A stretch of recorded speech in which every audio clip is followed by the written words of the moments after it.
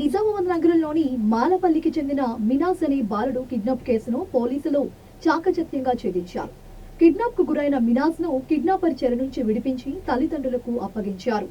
మాలపల్లికి చెందిన సోహెల్ ఖాన్ అనబడే వ్యక్తి తన ఇంటి పక్కనే ఉన్న మినాస్ ను కిడ్నాప్ చేసి 3 లక్షల రూపాయలకు విక్రయించాడని నిజామాబాద్ అదనపు డీసీపీ ఎస్ జైరాం తెలిపారు. మినాస్ తల్లిదండ్రుల ఫిర్యాదు మేరకు కేసు నమోదు చేసుకుని సీసీ కెమెరాల ద్వారా పరిశీలించి కిడ్నాపర్ ను అదుపులోకి తీసుకుని బాలుని రక్షించనున్నట్లు ఆయన చెప్పారు. సాయంత్రము ఈ అబ్బాయి మినాజ్ అని 7 years ఈ అబ్బాయిని అక్కడ కిడ్నాప్ అయిందని చెప్పేసి 30వ తారీఖు నాడు అయితే మనకు 31వ తారీఖు నాడు కంప్లైంట్ వచ్చింది. ఇమీడియట్గా మనం కిడ్నాప్ కేసు రిజిస్టర్ చేసి ఇతని ఆచూకీ గురించి మనము ఒక స్పెషల్ టీం ఒక రమేష్ ఎస్ఐ ఆధ్వర్యంలో ఇన్స్పెక్టర్ తర్వాత ఏసీపీ గారు పర్సనల్గా కమిషనర్ గారు ఆదేశాల మేరకు ఒక టీం ఫామ్ చేసి టోటల్గా ఈ అబ్బాయి గురించి వెతకడం మొదలుపెట్టాము.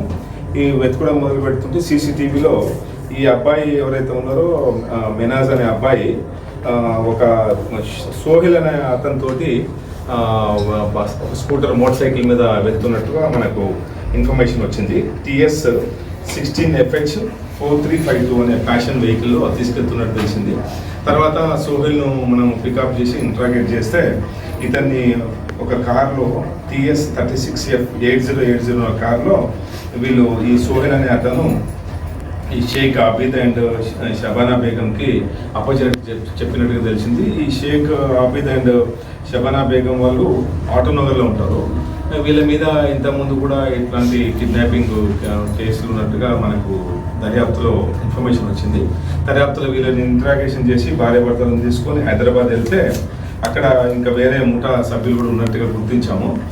అక్కడ మనము ఈ ముస్తఫా నగర్ అన్సారీ రోడ్డు ఫలక్నామా దగ్గర ఈ అబ్బాయిని ఈ రమేష్ టీము తర్వాత చాలా కష్టపడి గత 3 రోజులుగా శ్రమించి వాళ్ళ గురించి ఇన్ఫర్మేషన్ పెట్టి ఈ అబ్బాయిని ఈ మెనాజ్ని ఈరోజు పొద్దున కస్టడీలో తీసుకోవడం జరిగింది.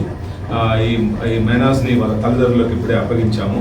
అయితే వీళ్ళు మొత్తము ఈ ముఖ్యమైన ఈ సోహెల్ కానీ తర్వాత షేక్ ఆబిద్ తర్వాత షబానా బేగము వాళ్ళతో ఉన్న హైదరాబాద్లో ఉన్న ముఠా సభ్యులు టోటల్గా ఇట్లాంటి ఎన్ని చేశారు ఇంకా ఎంతమందిని ఇట్లా చేశారనే దాని గురించి టోటల్గా దర్యాప్తు చేస్తున్నాము.